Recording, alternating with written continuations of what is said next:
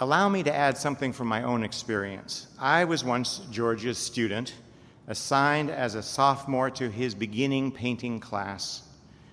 I didn't know anything about George or his work then, only that he came around to our easels and looked at our pathetic paintings in progress with the intensest, most sustained and silent concentration that I had ever experienced.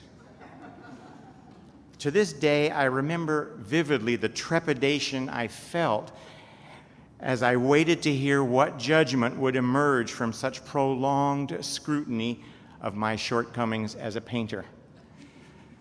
Years later, I remembered those same excruciating moments when, as a new teacher of painting myself, I wondered how long I would have to stand in front of my students' work before I would know what on earth I could say about it that would be meaningful or helpful.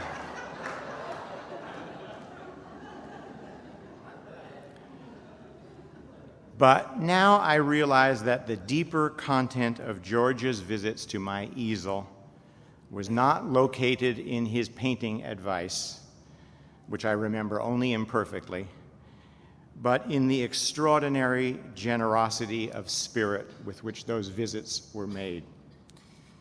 Few students receive the gift of their teacher's total, sustained, and unalloyed attention to what they have made, even once in their education.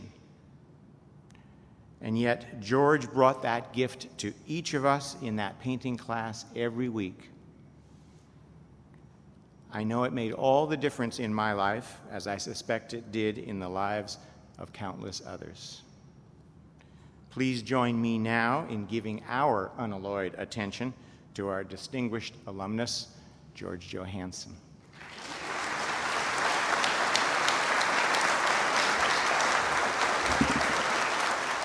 Bill Givler was the dean, and he and Jane Chase, his secretary, were the entire administration of the school. They did everything, absolutely.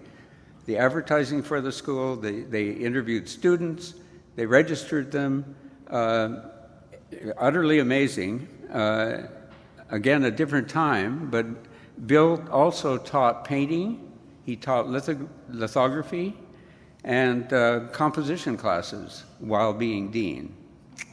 I don't understand it at all, but this is one of Bill's wonderful lithographs. He was a wonderful printmaking teacher, and he really pushed printmaking. He loved it and made printmaking a sort of one of the core courses in the school. Many people, almost all the students, took printmaking at some time or other.